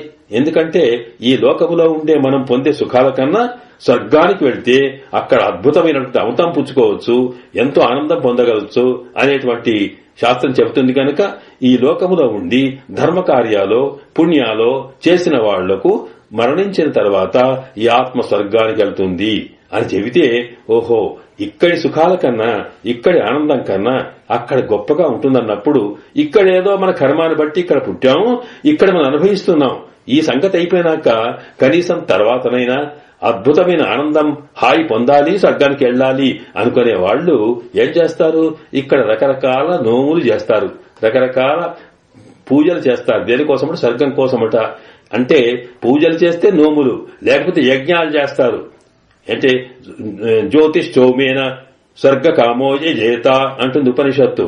నీవు స్వర్గాన్ని పొదలుచుకున్నావా, జ్యోతిష్ఠోమని హోమం చెయ్యు, దాని ద్వారా నీకు స్వర్గం దొరుకుతుంది అని. ఇలాగా అంటే అత్యంతమైన సుఖము కలిగిన ప్రాంతము అనేది ఆత్మకి తర్వాత ఆనందం కలగజేస్తుంది. కనుక దాంట్లో వెళ్లాలనుకునే వాళ్ళంతా ఎన్నో నోములు చేస్తారు. నోత్తు స్వర్గం, నోమి స్వర్గాలు పొందుతారట. కానీ ఆ స్వర్గం అనేది ఎలాంటిది? క్షీణే పుణ్యే మత్స్యలోకం విశంతి. ఆ స్వర్గం కూడా ఎలాంటిది అంటే, మనం ఎంతసేపు ఎంత పుణ్యం చేస్తామో ఆ పుణ్యం అనుభవించేంత వరకే అక్కడ ఉంటారు. ఆ పుణ్యం అయిపోయింది అనుకోండి, మళ్లీ ధ్వంస అని అక్కడి నుంచి ఈ లోకంలోకి ఎత్తేసి మళ్లీ జన్మలో ఇస్తారట. అందువల్లే భగవద్గీతలో ఆ బ్రహ్మ భువనాల్లోక పునరావర్తిన అర్జున ఇవన్నీ కూడా నువ్వు ఎన్ని సుఖాలు కొనుక్కున్నా, నువ్వు స్వర్గానికి వెళ్ళినా ఎక్కడికి వెళ్ళినా నీవు చేసుకున్న పుణ్య పాపాల అనుభవం అయిపోయిందంటే మళ్లీ ఇక్కడికి రావాల్సి వస్తుందయ్యా. కనుక నువ్వు ఎక్కడికి వెళ్ళాలి? నీకు స్వర్గం అంటే ఏది కావాలి, సుఖం అంటే ఏది కావాలి అన్నప్పుడు తద్గత్వా న నివర్తంతే. ఎక్కడికి వెళ్లిన తర్వాత మళ్లీ చేరడానికి వీల్లేదో, మళ్లీ రావడానికి వీల్లేదో, అపరిమితమైన ఆనందం పొందుతామో అది స్వర్గమయ్యా, అలాంటి స్వర్గం కావాలి అంటూ మనకు కఠో ఉపనిషత్తులో స్వర్గం అనే శబ్దం వస్తే అక్కడ పరమపదం అని అర్థం చెప్పుకున్నారు మన సంప్రదాయజ్ఞులు. అంటే ఇక్కడ స్వర్గం పొందడం అంటే సామాన్యమైనటువంటి ఈ ప్రకృతి మండలంలో ఉన్నటువంటి స్వర్గంలో ఆనందం పొందడం కాదు. అక్కడ ఆనందం అంటే పరమాత్మ వేంచేసి ఉండేటువంటి వైకుంఠంలో పరమపదంలో ఇక్కడ మనం అనుభవించవలసినటువంటి ప్రారబ్ధం పరిభుజ్య కర్మశకలం ప్రక్షీణ కర్మాంతర అంటే ఈ ఆత్మ ఈ ఏ అనుభవం అనుభవించడం కోసం ఈ లోకంలోకి వచ్చి ఈ శరీరంలో ఆరంభిస్తున్నదో అది అయిపోయిన తర్వాత మిగతా పాపాలను పోగొట్టుకున్న తర్వాత పరమాత్మ కృప వల్ల పుణ్య పాపాలు విధూయ నిరంజన పరమ స్వామ్యోపైతి అని పుణ్యము పాపము ఏమీ లేకుండా అయిపోయినటువంటి ఆత్మ ముక్తాత్మగా మారి అక్కడ వైకుంఠంలో చేరి పరపదంలో పరమాత్మతో పాటు ఆనందాన్ని అనుభవించేటువంటి తత్వానికే స్వర్గము, అది గొప్ప సుఖము అని మనకు కఠ ఉపనిషత్తు స్వర్గ శబ్దానికి అర్థం చెబుతోంది. కనుక అలాంటి స్వర్గము అంటే పరమాత్మ యొక్క ఆనందము, పరమాత్మతో కలయిక, పరమాత్మ సేవ వల్ల కలిగేటువంటి ఆనందమైతే ఉందో అలాంటి ఆనందాన్ని ఇక్కడ ఈవిడేం చేస్తుందట, నోత్తు సువర్గం పుహిన్న సువర్గం అంటే స్వర్గం అనే దానికే సువర్గం అని తమిళంలో వస్తుంది. కనుక నీవు నోములు నోచి స్వర్గాన్ని పొందావు అంటే ఏమిటి నోములు నోచింది ఈవిడ? ఏ నోములు ఇవ్వలేదు. అంటే ఏమిటి? స్వర్గం కృష్ణుడే నాకు కృష్ణం ధర్మం సనాతనం, ఎవరైతే కృష్ణుడే సర్వస్వం అనుకుంటారో వాళ్ళు అన్ని నోములు నోచినట్టుగా లెక్కారట. అంటే ఏ నోము నోచినా ఆయన కొరికే కదా, ఆయననే మనకు తప్ప మరొకటి లేదనుకున్నప్పుడు అన్ని నోములు ఏ నోములు చేస్తే ఏ ఫలితాలు వస్తాయో అన్ని ఫలితాలు ఇచ్చే పరమాత్మనే తనవాడైనప్పుడు అన్ని నోములు నోచినట్టే లెక్క. కనుక అమ్మా నువ్వు అన్ని నోములు చేసినట్టే పరమాత్మ మీద సిద్ధ ఉపాయనిష్ఠురాలమైన కనుక నీకు కృష్ణుని యొక్క అనుభవం కలుగుతూ ఉన్నది. అందుకే కృష్ణుని అనుభవిస్తున్నాను అక్కడ అని అర్థం. అలాగే నోత్తు సువర్గం పుహిన్న ఇలాగా పైకి చెప్పినట్టే అర్థాన్ని చెబుతూనే ఒక్కొక్కసారి మన ఆండాళ్ళతల్లి చెప్పామే ఆమెకు ఒక్కొక్కసారి ఆవేశం కూడా వస్తుంది. అందువల్ల ఇంటి ముందరికి వచ్చారు, పాపం తెల్లవారకర ముందే వెళ్ళాలనుకుంటున్నారు. అందరూ కలిసి ఆవిడ ఇంటి ముందుకు వచ్చే వరకు ఈవిడ హాయిగా పడుకుంది. అప్పుడేమంటుంది, అమ్మా నువ్వేం చెప్పావు, మనమంతా కలిసి నోము చేద్దాము, కృష్ణుడితో కలుతాము అన్నారే, ఏమైపోయింది? ఆహా చక్కగా చేశావమ్మా, నోత్తు సువర్గం. ఇక మనం ఏమిటంటే మన నోములు చేసినట్టే, మన వ్రతం చేసినట్టే, మనం ఆనందం పొందినట్టే. ఎందుకంటే నువ్వు ఇట్లా పడుకుంటే అది లేదు ఇది లేదు అన్నట్టుగా అమ్మా మంచిదైపోయింది అని కాస్త హేళన చేసినట్టుగా, లేదా అమ్మా నీవు అదృష్టవంతురాలవు కనుక నీవు ఇలాంటి పరమాత్మ సుఖాన్ని పొందుతున్నావు అన్నారు. నిజంగా కూడా కృష్ణ భగవానుడితో గోపిక కలిసి ఉండడం అనేది అది ఆనంద రూపమైన స్వర్గమా అనుకుంటే దానికి మళ్లీ మన వ్యాఖ్యాతలు అంటే ఈ పాశరంలోని విశేషాలు వివరించేటువంటి పెద్దలు అక్కడ సీతమ్మ యొక్క ఉదాహరణ ఇచ్చారు. రామచంద్రుడు తాను అరణ్యవాసం చేయాల్సిన స్థితి వచ్చింది. అప్పుడు ఆయన తాను ఒంటరిగా అడవికి వెళ్లాలనుకున్నాడు. ఎందుకంటే తండ్రి ఆజ్ఞాపించింది తనను పొమ్మని మాత్రమే తప్ప సీతమ్మను కాదు. అలాంటప్పుడు సీతమ్మకు వీడుకోలు చెప్పడానికి వెళ్లిన సందర్భంలో రాముడు అంటాడు, సీతమ్మ నేను వెళ్తున్నాను, ఈ 14 ఏళ్లలో వస్తాను, నేను వచ్చేట వరకు నీవైతే ఇక్కడ దశరథ మహారాజు ఇంట్లో ఉండి హాయిగా ఉండు, లేదా మీ జనక మహారాజు దగ్గరికి వెళ్ళైనా సరే సంతోషంగా ఉండు, అంతే తప్ప నీవు నా వెంబడి రావాల్సిన అవసరం లేదు అన్నాడంట. అంటే సీతమ్మ అంటుంది, ఏమయ్యా నేను నిన్ను విడిచి ఇక్కడ ఎక్కడ ఉంటాను, నీవు ఉంటేనే నాకు అత్తగారిల్లైనా తల్లిగారిల్లైనా సంతోషం, అంతే తప్ప అలా కాకుండా నీవెక్కడ ఉంటే అక్కడే నాకు స్వర్గం, అదే సుఖం. అందువల్ల యస్త్వయాసః న స్వర్గః నిరయో నత్వయా విన. నీవుంటేనే నీవున్న చోట నాకు స్వర్గం, నీవున్న చోట నాకు సుఖం, నీవు లేని చోట నరకమే. నీవు అడవిలో ఉంటే నీతో పాటు ఉంటే అదే నాకు సుఖం. అంతా కాకుండా నేను అక్కడ నేను ఇక్కడ ఉంటే నేను సుఖపడతాను నాకు అక్కర్లేదు పొమ్మన్నది. సరే ఎన్నో రకాలుగా ఆయన ఆమెను అడ్డగించే ప్రయత్నం చేస్తాడు, చివరిగా ఒప్పిస్తాడు అనమాట, ఒప్పుకుంటాడు. కనుక ఇక్కడ ఏం చెప్పింది, స్వర్గం అంటే ఏమిటి, సుఖం అంటే ఏమిటంటే తాను తన ఒక ధర్మపత్ని తన భర్తతో పాటు ఎక్కడ ఏ లోకల్లో ఎక్కడున్నప్పటికీ కూడా అది కష్టమో నష్టమో గుడిసెనో పెద్దదో చిన్నదో ఇల్లు ఏదైనా సరే అడివైనా సరే అక్కడ కలిసి ఉన్నప్పుడే అది సుఖానికి స్వర్గానికి కారణం కాని మరొకటి కాదు అన్నదే. కనుక స్వర్గం అంటే సుఖం అనేది ఎప్పుడు అంటే తాను తన ప్రేమించిన వ్యక్తితో కలిసి ఉండడం అనేది. కనుక ఇక్కడ కృష్ణ భగవానుని గోపిక ప్రేమిస్తుంది, కృష్ణుడేమో గోపికని ప్రేమిస్తున్నాడు, ఇద్దరు కలిసి ఉన్నారు కనుక అక్కడ స్వర్గాన్ని అనుభవిస్తున్నావమ్మా. నోత్తు సువర్గం అంటే నీకు ఇంకా వేరే నోమలక్కర్లేదు. మేము ఏ కృష్ణుని కోసము వెతుకుతూ వెళ్తున్నామో, ఎవరి కోసం తప్పిస్తున్నామో ఆ కృష్ణుడు నీకే దొరికిన తర్వాత ఇంకా నువ్వు ఇక్కడికి ఎందుకు వస్తావు, మా వెంబడి ఎందుకు ఉందుకుంటావు? కనుక తల్లి నీవు అదృష్టవంతురాలవు, కానీ అమ్మా నీవు మా తల్లి లాంటివి కనుక నీవే సుఖం అనుభవించడం కాదు, నీవు మాకు కావలసిన వాటిని ముందు చూడాలి, అంటే మాకు కృష్ణుణ్ణి అందించాలి అని చెప్తూ నోత్తు సువర్గం పుహిన్న అంటే ప్రవేశించిన అంటే అర్థమేంటి? ఇదివరకు ఎప్పుడో హాయిగా ఉండి ఇప్పుడు ఒట్టిగా లేదట, ఇప్పటికీ అనుభవిస్తూనే ఉన్నది. వీళ్ళ అనుమానం ఏంటంటే ఆ కృష్ణుడు అంత దగ్గరగా ఉన్నాడు గనక తప్పకుండా ఆయన వచ్చి ఇక్కడే ఉండి ఉంటాడు, ఆయనేమో నేను నందగోపుడి ఇంట్లో ఉంటాను అని మాకు చెప్పాడు, గాని ఇప్పుడు తప్పకుండా ఈవిడి దగ్గరే ఉండి ఉంటాడు.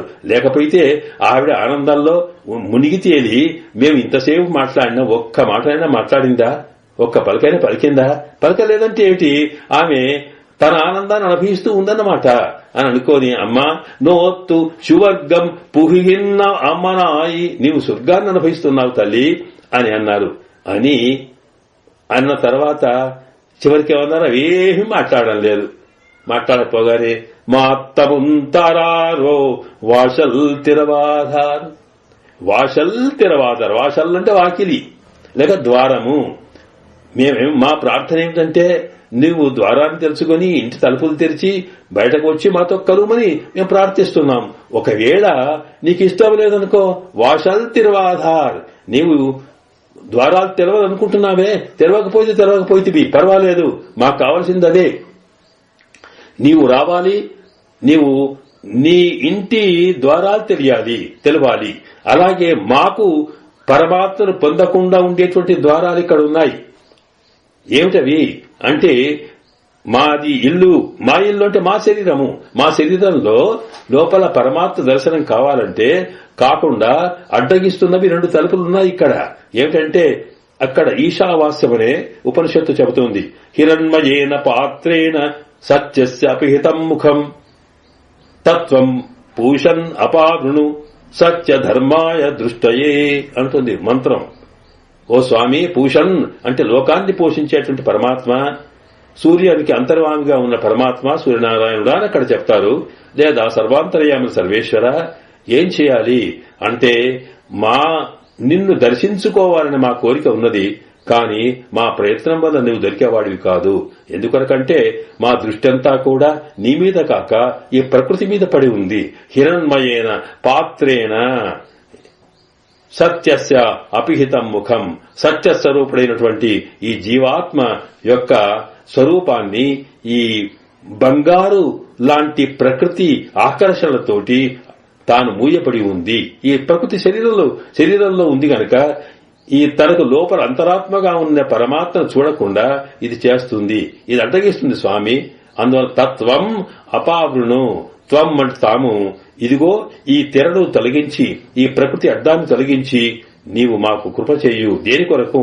సత్య ధర్మాయ దృష్టయే అనమంటే ఆ నిజమైనటువంటి పరమాత్మ యొక్క స్వరూపాన్ని దర్శించుకోవడం కోసం ఈ బంగారు ఆకర్షణ లోకంలో ఉండేటువంటి ప్రకృతిలో ఆకర్షణ ఉన్నాయే, ఈ ఆకర్షణలన్నింటినీ తగ్గించి మాకు లోపల పోవడానికి మా రెండింటిని తొలగించు. 2 తలుపులున్నాయి లోపటున్న పరమాత్మను చూడకుండా ఉండడానికి. ఒకటేంటంటే బయట ఉన్న శరీరం, నేను నాది అని శరీరం మీద ప్రేమతోటే పరమాత్మను చూడలేకపోతున్నాం. పోని ఆ శరీరం దాటితే లోపల ఆత్మ కనిపిస్తుంది, కానీ ఆత్మ కూడా ఎలా ఉందంటే అద్భుతంగా ఉంది. ఆశ్చర్యవత్ పశ్యతి కచ్చిదైనం ఆశ్చర్యవదతి. అర్జునుడు అడుగుతాడు కృష్ణ భగవానుని, స్వామి ఆత్మ అంటున్నావు, ఆత్మ ఎట్లా ఉంటుంది, దాన్ని చూడవచ్చునా అంటే అయ్యయ్యో ఎంత అద్భుతంగా ఉంటుంది తెలుసా అని చూచిన వాడు ఆశ్చర్యమైనటువంటి పలిగినటువంటిది ఈ ఆత్మ యొక్క దివ్యతత్వం అని చెప్పారే. కనుక ఈ శరీరమును కాదని ఆత్మ లోపలి చూస్తే తన ఆత్మని చూచే తానే ఆనందం పొందే కైవల్యం దగ్గరనే ఆగిపోతున్నాము. మరి ఆ లోపల నీవు ఉన్నావు కదా, ఈ ఆత్మ ఆనందం అనేది, ఈ దీని సౌందర్యం అనేది నిన్ను చూడకుండా అటగిస్తున్నది.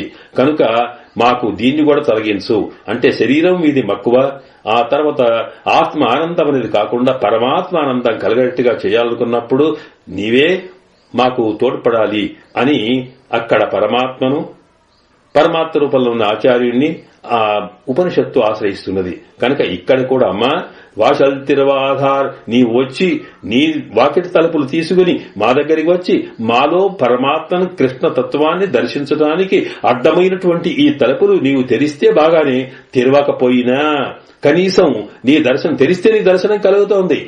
నీ దర్శనం కలిగితేనే మాకు ఆనందం. కానీ నువ్వు వచ్చేట్టుగా లేవే, హాయిగా కృష్ణ పరమాత్మ యొక్క బ్రహ్మానందాన్ని అనుభవిస్తున్నావు. అందువల్ల ఆ ఆనందాన్ని మీకు అడ్డంగా రావు. కానీ అక్కడే ఉండి ఒక్క మాట మాట్లాడొచ్చు కదా. ఏమిటది? ఎందుకంటే ఒక మాట మాట్లాడకపోతే ఇది వాసల్తిరవాదారు స్వర్గం పుహెన్నవమ్మనాయ మాత్తముంతారో, కనీసం ఒక్క మాటనన్నా చెప్పొచ్చు కదమ్మా. ఆ మాట విని మేము సంతృప్తి పడతాం.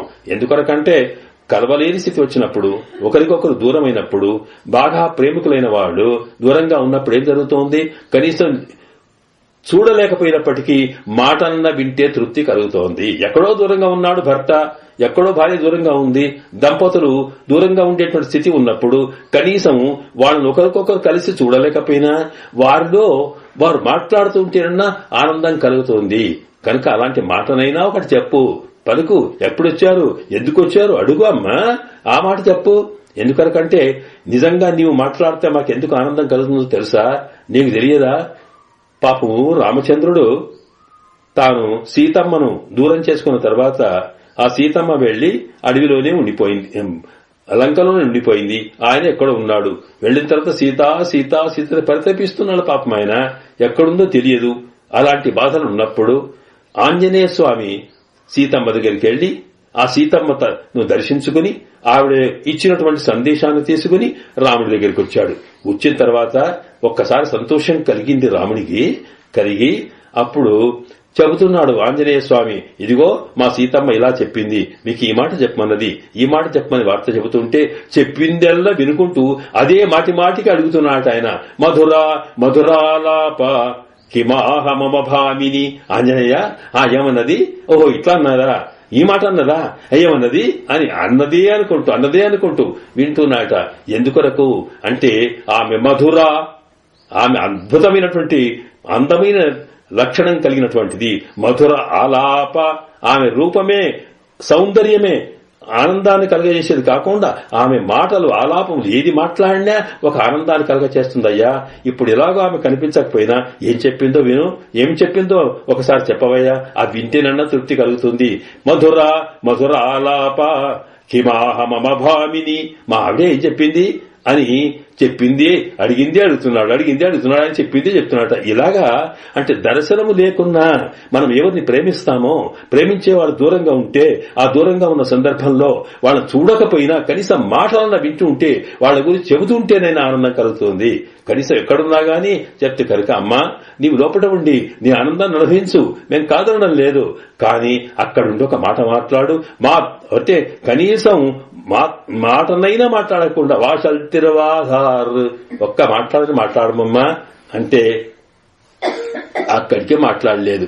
మాట్లాడకుండా ఒక మాట అందట, ఏమిటి మీరు ఇంతగానం ఆ కృష్ణుడు నా దగ్గర ఉన్నాడా?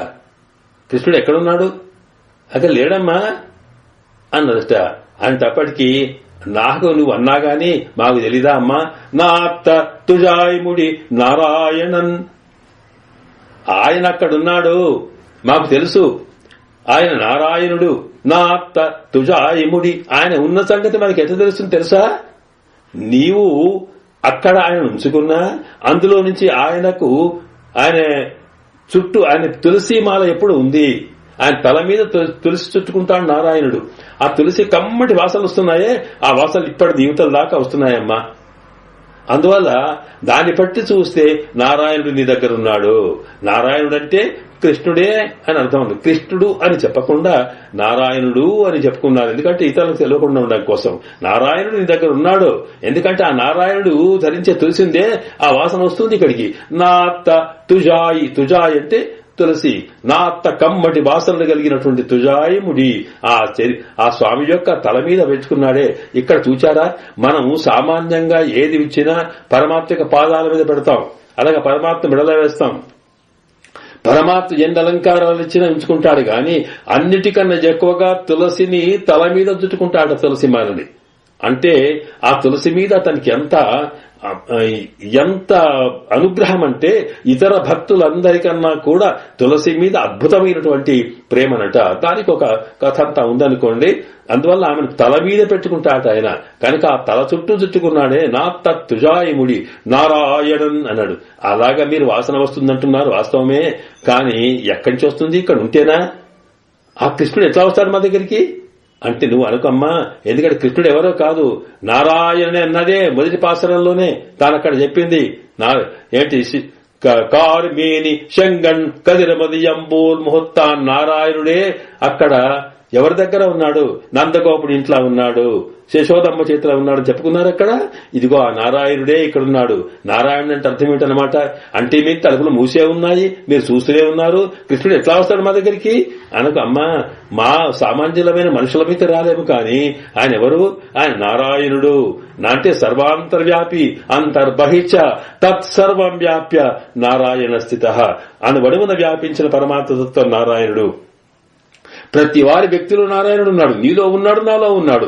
కనుక నారాయణుడికి తలుపులు పెట్టడం, తలుపు తీయడం కాదు, తానే స్వయంగా ఎక్కడ పడితే అక్కడ చేరగలుగుతాడు అనే కదా మనకు ఉపనిషత్తు మాట చెప్తూ ఉన్నది.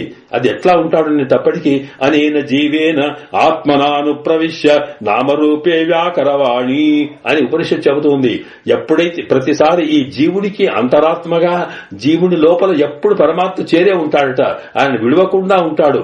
ఒక తల్లి తన పిల్లల్ని విడవకుండా ఎట్లా ఉంటుందో, వీడు ఎక్కడికి వెళ్తే అక్కడికి వెళ్లి వీడు ఏమవుతాడో అనుకుని తాను తల్లి ఎట్లా వెళ్తుందో అలాగే పరమాత్మ కూడా ఈ జీవుని లోపల అంతర్యాముగా ఎప్పుడు ఉంటాడట.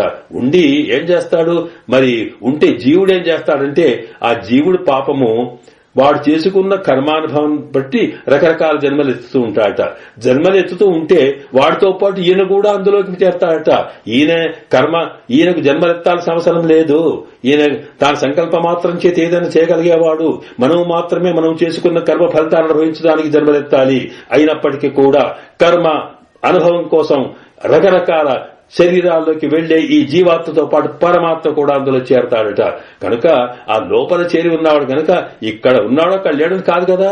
అందువల్ల ఆయన నారాయణుడే తాను మూర్తిగా అయినాడు. ఇంతకుముందు చెప్పాడే నారాయణన్ మూర్తి అని మరొక పాశరంలో. అంటే కృష్ణ భగవానుడిగా తానే వచ్చాడు కనుక ఆ నారాయణుడు అక్కడ ఉన్నాడమ్మా మాకు తెలుసు అంటూ తాను నా తత్తుజాయముడి నారాయణన్.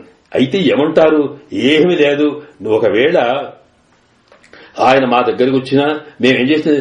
నమ్మాల్ పోత్తప్పరైతరు, నమ్మాల్ పోత్తప్పరైతరు. మాకేం అక్కర్లేదు, నువ్వే అనుభవించు, ఆ కృష్ణుతోటే ఉండు, మాకు అక్కర్లేదు. కానీ మేమేంటంటే ఆయన మేము స్తోత్రం చేస్తాం. ఆ స్తోత్రం చేస్తే పరైతరం, పరైతే మాకు ఏది కావాలో అది ఇస్తాడు ఆయన. అంటే పరమాత్మ ఇక్కడ అర్థం ఏమిటి? పరమాత్మకు విష్ణు సహస్రనామాల్లో స్తుతి స్తవ్య స్తుతి ప్రియ అని ఒకటి ఉంది. అంటే పరమాత్మ ఏదున్నా లేకపోయినా మనం స్తోత్రం చేస్తే అంటే ఆయన యొక్క కళ్యాణ గుణములను ఆయన యొక్క దివ్యలీలన్నీ మనం నోరారా పలికితే చాలు ఆ స్వామి ఆనందంగా మనకు వశుడవుతాడట. కనుక వశుడవడమే కాదు, మనం ఏది చేయబడితే అది ఇస్తాడు, ఏది కావాలంటే అది ఇస్తాడు. కనుక మేము చేసే పని ఏమి లేదు. ఆయన ఒక్కసారి స్తోత్రం చేస్తాము, ఆయన దర్శనం చేసుకుని. అలా కాకపోతే ఆయన సంగతి ఒకసారి చెప్పు మాకు, చెప్పితే అలాగే స్తోత్రం చేస్తాం. చేసి ఏం చేస్తామంటే పోత్త అంటే స్తోత్రం చేయగా పరైతరం. పరై అంటే ఇంతకు చెప్పారే తప్పెట తాళాలనేవి వ్రతానికి సంబంధించినవి. కానీ పరై అంటే మనం ఏది కోరితే అది ఇచ్చేవాడు అనమాట. కనుక నమ్మాల్ పోత్త పరైతరం. నా చేత మేమేం చేస్తాం? స్తోత్రం చేస్తాం. ఆయన మనకి ఏదంటే అది ఇస్తాడు. కనుక ఆ స్తోత్రంలో నువ్వు కూడా పాల్గొని మాతో పాటు నువ్వు స్తోత్రం చేసి మాకింత ఉత్సాహాన్ని ఇవ్వాలి. కనుక రామ్మ ఒకసారి మేలుకో అందట. అంటే అయినా ఆవిడ కదలడం లేదు. ఎందుకు కదలడం లేదట అంటే నిజానికి ఇంతకన్నా ఆమెకు తెలియదా? భాగవతోత్తములతో ఇంతకుముందు గోపికల కంటే ఆ విషయం తెలియదు. కానీ భగవంతుని యొక్క అనుభవం భాగవతోత్తములోనే పొందాలి, భాగవత గోష్ఠిలో పొందని తెలిసిన ఆవిడనే. మరి ఎందుకొరకు ఆవిడ కదలలేదు అంటేనట్టు చెబుతారక్కడ. ఇంతసేపు మాట్లాడినా ఆవిడ అలాగే ఎందుకు పడుకుందంటే కృష్ణుని కన్నా ఎక్కువగా, కృష్ణుని వల్ల పొందే ఆనందం కన్నా ఎక్కువగా వీళ్ళంతా పలుకులు పలుకుతుంటే తమ అంటే భాగవతోత్తమ భక్తుల యొక్క మాటలు వింటుంటే ఆనందం కలుగుతుందట ఆవిడికి. ఆనందం కలిగి మరింత సంతోషంతో కదలకుండా ఉందట. సీతమ్మ లంకలో ఉన్నప్పుడు రావణవధ జరిగిన తర్వాత ఆంజనేయ స్వామి వెళ్ళి చెప్పాట, అమ్మా శుభవార్త నీకు, ఇదిగో రావణవధ జరిగింది అన్న వల్లే ఒక్కసారి ఆనందంతో ఆగిపోయిందట ఆవిడ. ఒకసారి హర్షంతో అంటే నోరు కదలకుండా మాట్లాడకుండా పోయిందట. అంతటి ఆనందం చూపించినట్టుగానే ఒక మంచి వార్త వచ్చినప్పుడు, ఆనందం విన్నప్పుడు ఆనందంతో ఎలాగైతే మాట రాదో అలాగే ఇక్కడ నీకు కూడా, ఈవిడ కూడా లోపటున్న ఆవిడ ఏంటంటే పరమాత్మ కృష్ణుని కన్నా కృష్ణ భక్తుల మీద ప్రేమ ఎక్కువ కలదు కాబట్టి వాళ్ళు పలుకుతూ ఉంటే ఆనందంతో అలాగే పడుకుందట. వీళ్ళు అనుకుంటున్నారు నిద్రపోతుంది కృష్ణుని అనుభవిస్తున్నాడని, కనుక అలాగ పడుకుంటుంటే ఇక ఇక్కడ కోపం వచ్చేసింది తల్లికి. ఏమిటమ్మా ఇంతసేపు పిలిచినా నువ్వు రావడం లేదే, అమ్మా అమ్మా అంటున్నావా, అరుంకలమే నువ్వు ఏంటి ఏం చెప్పావు అంటే అక్కడ చూసేప్పటికేంటంటే నా తత్తుడాయ్ ముడి నారాయణన్ నమ్మాల్ పోత్తప్పరేతనం పుండియనాల్ పండొరు నాள் కూత్తన్ వాయ్ వీజంద కుంభకర్ణనం తోత్తు ఉనక్కే పెరుంతుయల్ తాన్ తందానో. అమ్మా నీ సంగతి చూస్తూ ఉంటే నాకు ఒకటి అనిపిస్తుంది. ఏమనిపిస్తుంది? ఏమీ లేదు. ఆ రోజుల్లో రామచంద్రుడు తాను యుద్ధం చేసిన తర్వాత కుంభకర్ణుని వధ జరిగింది. ఆ కుంభకర్ణుని వధ జరిగిన తర్వాత ఆ పాపం సాధారణంగా ఏం జరుగుతుంది, ఒక రాజు మరొకరిని ఓడించిన తర్వాత ఈ ఎవడైతే విజయం పొందుతాడో జయిస్తాడో వానికి ఓడిపోయిన వాణి ఆస్తి అంతా విడికి చేరుతుంది. అట్లాగే కుంభకర్ణుకున్న ఆస్తి అంతా ఏమిటి? నిద్ర. కుంభకర్ణుని నిద్ర బ్రహ్మాండంగా వాల్మీకుల వారు వర్ణిస్తారు. ఆయనను లేపడానికి రావణాసురుడు పంపిస్తేనట ఎంత ప్రయత్నం చేస్తారో, అందులోట ఏనుగలతో తొక్కేస్తారు, బల్లెలతో పొడిపిస్తారు, ఎన్నో రకాలు చేస్తారు. ఇదంతా ఒక ఆశ్చర్యమైనటువంటి సంఘటన. ఎన్ని చేసినా కదలడు ఆయన. అలాంటి నిద్ర అయితే ఉందో ఆ కుంభకర్ణుని ఓడిపోయిన తర్వాత పాపం ఆ నిద్ర నీకే ఇచ్చి ఆ రాముడు తీసుకొచ్చి అమాంతం సీతమ్మకి ఇచ్చినట్టు ఇలాగా ఆ కుంభకర్ణుని నిద్ర నీకు వచ్చిందా అమ్మా అంటూ తోత్తుం ఉనక్కే పెరుంతుయల్, ఆ కుంభకర్ణుని నిద్ర ఏమైతే ఉందో అది నీకు ఇచ్చిందేమో, అంతకన్నా పెద్ద నిద్ర. పెరుంతుయల్ అంటే పెద్ద నిద్ర అనట.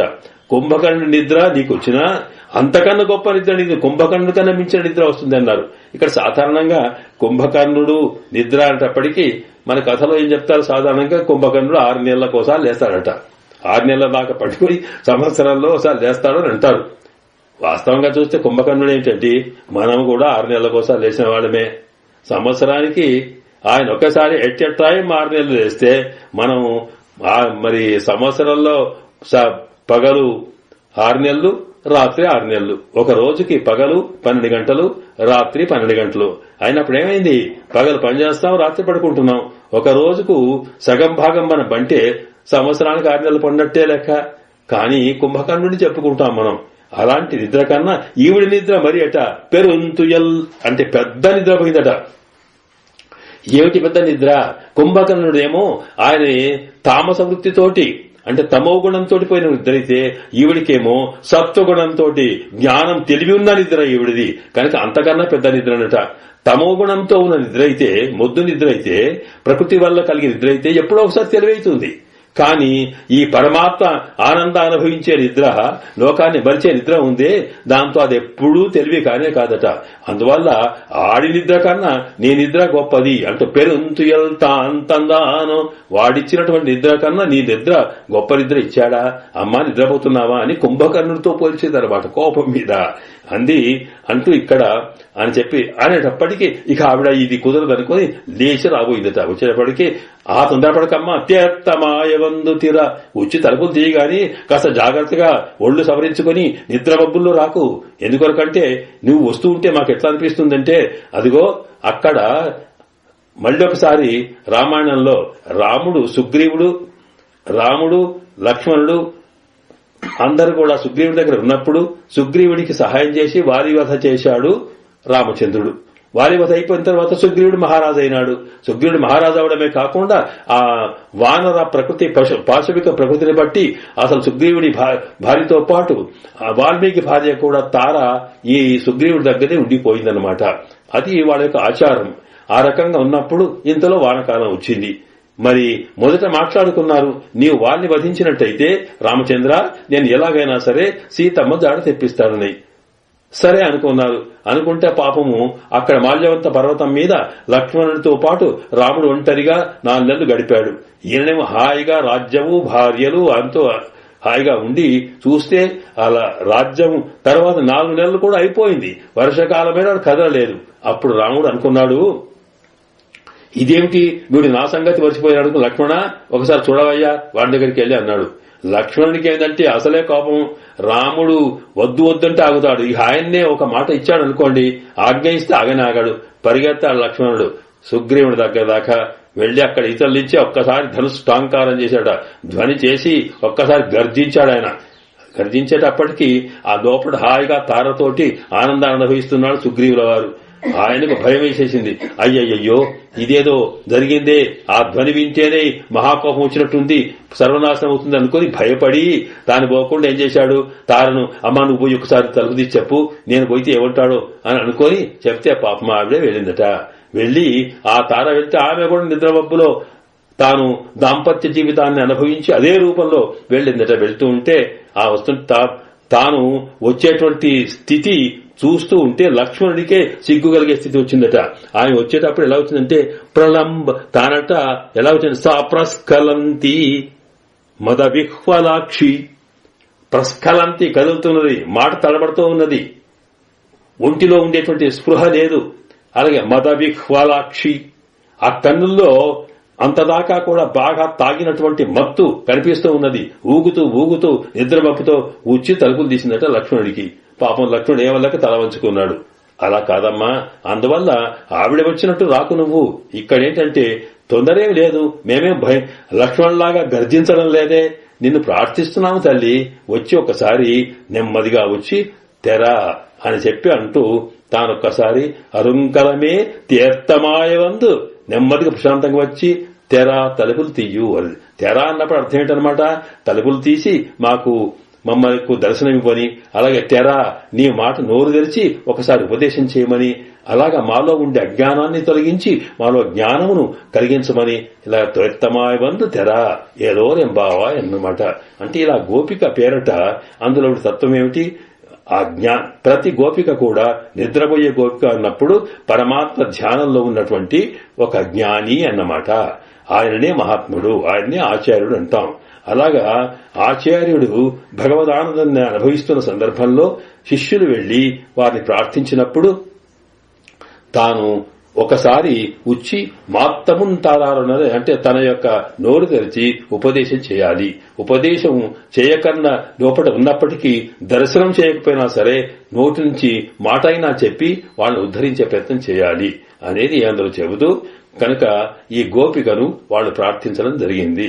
అలాగా ఈ గోపిక తాను కూడా వీళ్ల ప్రార్థనను అంగీకరించి ఈ బయట ఉన్న గోపికల గోష్ఠిలో చేరుకొని మరొక గోపిక దగ్గరికి వెళ్లడానికి మార్గాన్ని తెచ్చింది అనేది ఈ పాశురంలో ఉండేటువంటి సారాంశం.